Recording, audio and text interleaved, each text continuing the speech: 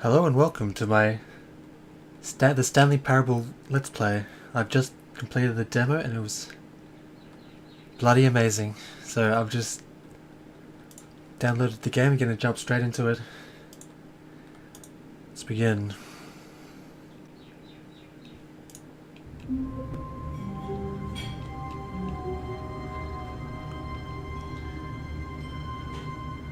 This is a story about Stanley, eh? Office 427.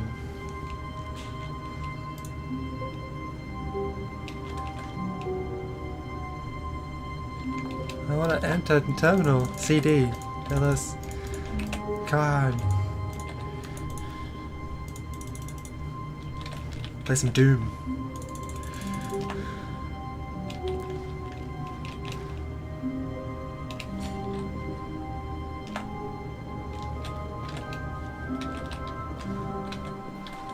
Oh my god, right where the demo ended. Empty office. All of his co-workers were gone. What could it mean? Stanley decided to go to the meeting room. Perhaps he had simply missed a memo. That makes sense. No matter how hard Stanley looked, he couldn't find a trace of his co-workers. Who farted, eh? I don't know.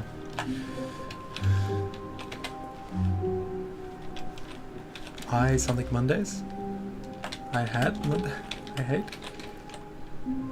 Yep, I hate Mondays. I hate Mondays too, man. It's loading something. Can't see what it's loading. Nope, can't see. I like work. I just hate my boss. Okay.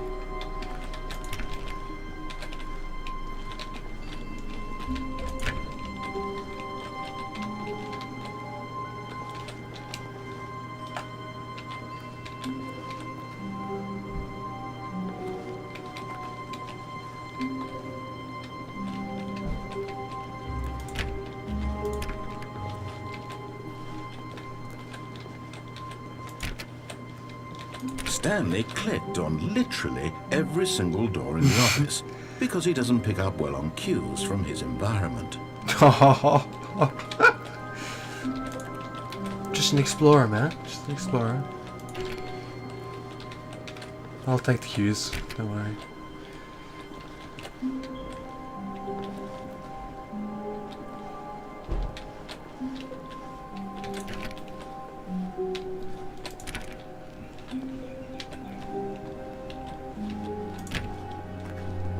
When Stanley came to a set of 2 open doors, he entered the door on his left.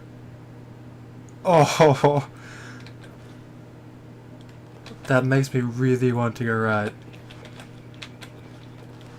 I think I really want to go right. But then it's supposed to make you want to go right, so maybe I want to go left.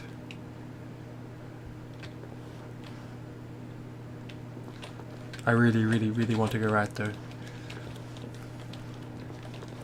But I'm gonna go left. I should have gone right. Damn it! Should have gone right. I wanna go right.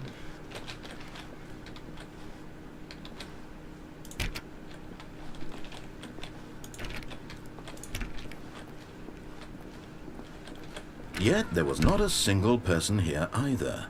Feeling a wave of disbelief, Stanley decided to go up to his boss's office, hoping he might find an answer there.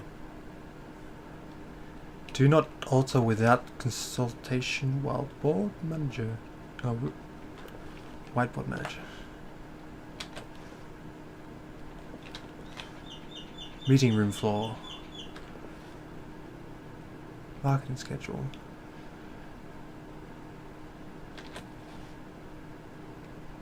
Office party, yeah.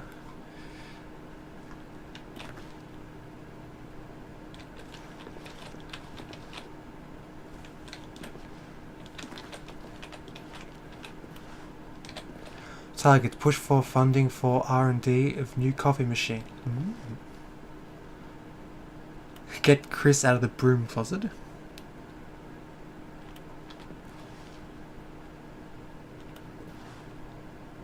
Hire someone to synergize papers. Papers are too synergized for paper guy. Ah. Hire someone to fire the paper synergy guy. Who moved my desk? Please keep the targets the topic of do. The future was yesterday. Tomorrow is now. Tomorrow. Complete today's unfinished agendas items. Right, next week, day's agenda. Reflect.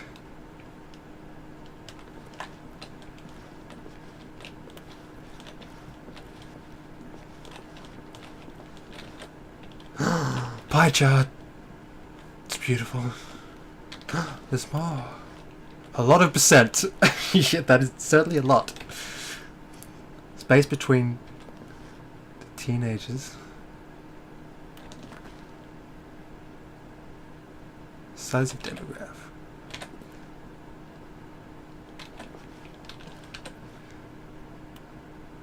No more bins. Trash cans.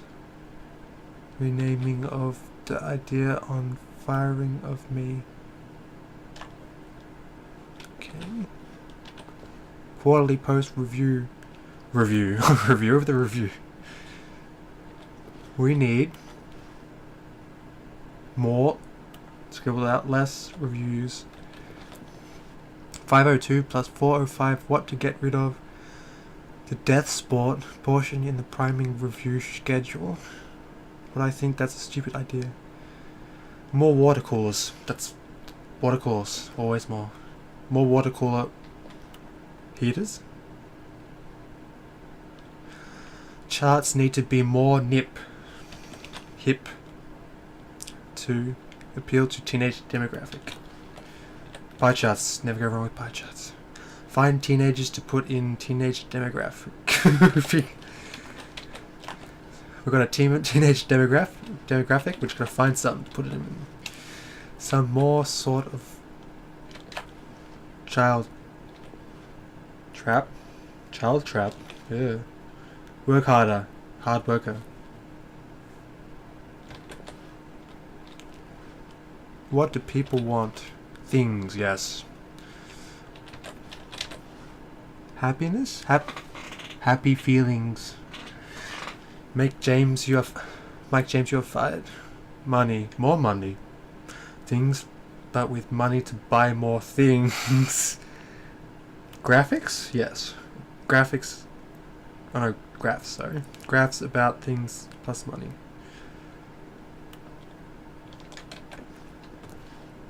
Stock market is somewhere here. Pie. 0. Target demographic teenagers. Coloured in segment. Ooh. Stripes. Required more secondary research. Stripes. Damn those stripes. Solving interpersonal conflict. If you have ever find yourself in conflict with another diligent employee like yourself, damn it. What are your dreams for the future?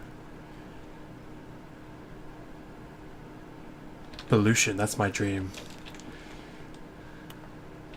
Tips for not getting fired. Talk less. Do unbelievably amazing work all the time, every day, with no exception of promotion or recognition. How to solve a dispute with a coworker. Let it ball up inside you. Take it out passively aggressively on other coworkers. Resent coworkers.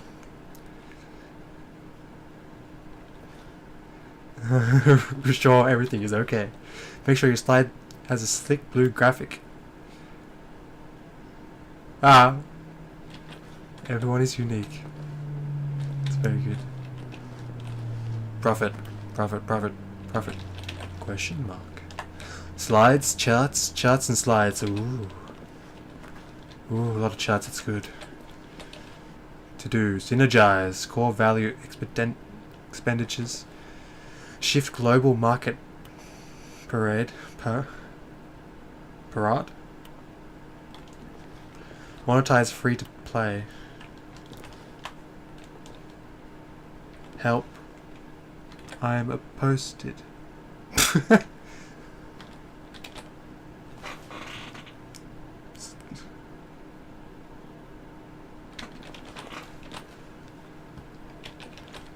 That was very informative. That's very good. I'm gonna save this guy from the broom closet, don't I? Stanley stepped into the broom closet, but there was nothing here, so he turned around There's more and got back stuff. on track. That wrench looks amazing. There was nothing here. No choice to make, no path to follow, just an empty broom closet. No reason to still be here.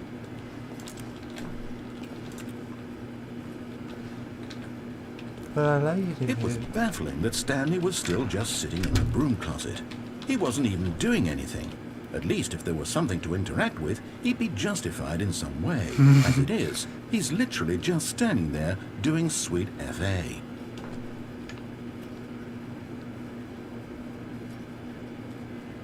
Are you really still in the broom closet? Yes. Standing around doing nothing? Why? I'm listening. Please offer me some explanation here. I'm genuinely confused. One more. Come on, give me one more. I You do believe in you. realize there's no choice or anything in here, right? If I'd said Stanley walked past the broom closet, at least you would have had a reason for exploring it to find out. But it didn't even occur to me because literally this closet is of absolutely no significance to the story whatsoever. Oh, I'm gonna make it. I never would have thought to mention it. Understand? Maybe to you this is somehow its own branching path. Maybe when you go talk about this with your friend, you'll say, "Oh, did you get the broom closet ending? The broom closet ending was my favorite." I hope your friends find this concerning. Oh, come on. Stanley was fat and ugly and really, really stupid. He probably only got the job because of a family connection. That's how stupid he is. That or with drug money. Also, Stanley is addicted to drugs and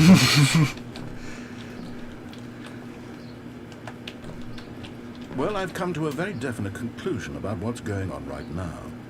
You're dead. You got to this broom closet, explored it a bit, and were just about to leave because there's nothing here, when a physical malady of some sort shut down your central nervous system and you collapsed on the keyboard.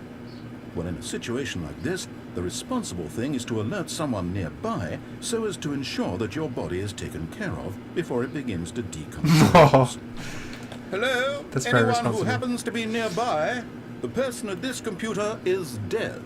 He or she has fallen prey to any number of your countless human physiological vulnerabilities. It's indicative of the long-term sustainability of your species. Please remove their corpse from the area and instruct another human to take their place at the computer, making sure they understand basic first-person video game mechanics and filling them in on the history of narrative tropes in video gaming, so that the irony and insightful commentary of this game is not lost on them.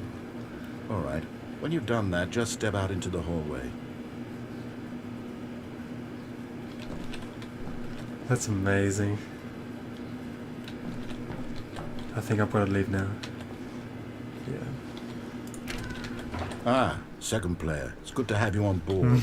I guarantee Thank you. can't do any worse than the person who came before you. Oh, there's stairs. Coming to a staircase, Stanley Oh, walked up or down? upstairs to his boss's office. Upstairs to his boss's office. Upstairs. Oh, I went left when it said left, so I'll go down. Down. Oh, it's red. Can't go there if it's red. I don't want to go down there.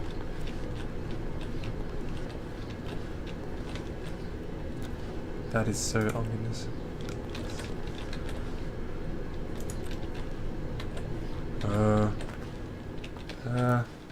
But Stanley just couldn't do it. No. He considered the possibility of facing his boss. Admitting he had left his post during work hours, he might be fired for that. And in such a competitive economy, why had he taken that risk? All because he believed everyone had vanished. His boss would think he was crazy. And then something occurred to Stanley. Maybe, he thought to himself, maybe I am crazy. All of my co-workers blinking mysteriously out of existence in a single moment for no reason at all. None of it made any logical sense. And as Stanley pondered this, he began to make other strange observations. For example, why couldn't he see his feet when he looked down? Why did doors close automatically behind him wherever he went? And for that matter, these rooms were starting to look pretty familiar. Were they simply repeating? No, Stanley said to himself, this is all too strange. This can't be real. And at last, he came to the conclusion that had been on the tip of his tongue. He just hadn't found the words for it. "I'm dreaming!" he yelled. "This is all a dream." Oh, what a relief Stanley felt to have finally found an answer, an explanation. His co-workers weren't actually gone. He wasn't going to lose his job. He wasn't crazy after all. And he thought to himself, I suppose I'll wake up soon. I'll have to go back to my boring real-life job pushing buttons. I may as well enjoy this while I'm still lucid. So he imagined himself flying and began to gently float above the ground. Then he imagined himself soaring through space on a magical starfield, and it too appeared. It was so much fun, and Stanley marveled that he had still not woken up. How was he remaining so lucid? And then perhaps the strangest question of them all entered Stanley's head. One he was amazed he hadn't asked himself sooner. Why is there a voice in my head dictating everything that I'm doing and thinking? Now the voice was describing itself being considered by Stanley, who found it particularly strange. I'm dreaming about a voice describing me, thinking about how it's describing my thoughts, he thought. And while he thought it all very odd and wondered if this voice spoke to all people in their dreams, the truth was that, of course, this was not a dream. How could it be?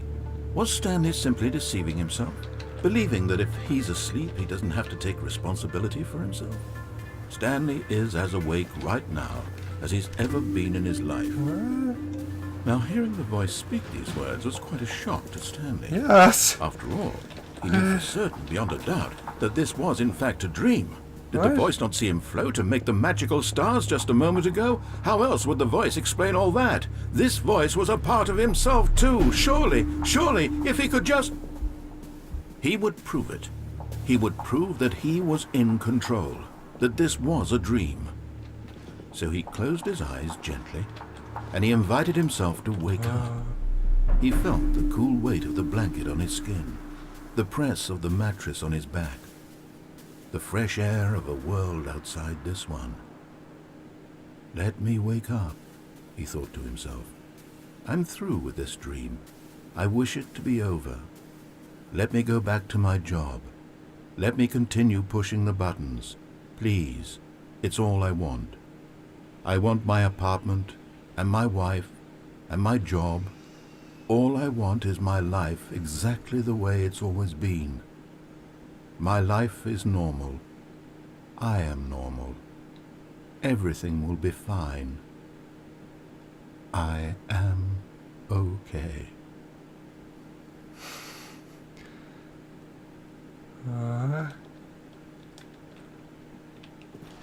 Stanley began screaming. Please, someone wake me up. My name is Stanley. I have a boss. I have an office. I am real. Please, just someone tell me I am real. I must be real. I must be. Can anyone hear my voice? Who am I? Who am I? And everything went black.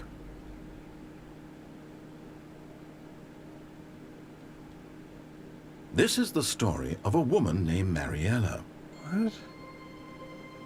Mariella woke up on a day like any other. She arose, got dressed, gathered her belongings, and walked to her place of work. But on this particular day, her walk was interrupted by the body of a man who had stumbled through town talking and screaming to himself, and then collapsed dead on the sidewalk. And although she would soon turn to go call for an ambulance, for just a few brief moments, she considered the strange man. He was obviously crazy. This much she knew. Everyone knows what crazy people look like. And in that Under moment, she thought to herself how lucky she was to be normal.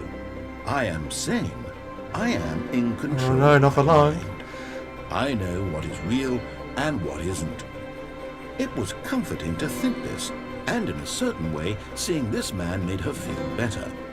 But then she remembered the meeting she had scheduled for that day, the very important people whose impressions of her would affect her career, and by extension, the rest of her life. She had no time for this, so it was only a moment that she stood there, staring down at the body. And then she turned and ran. Oh, what?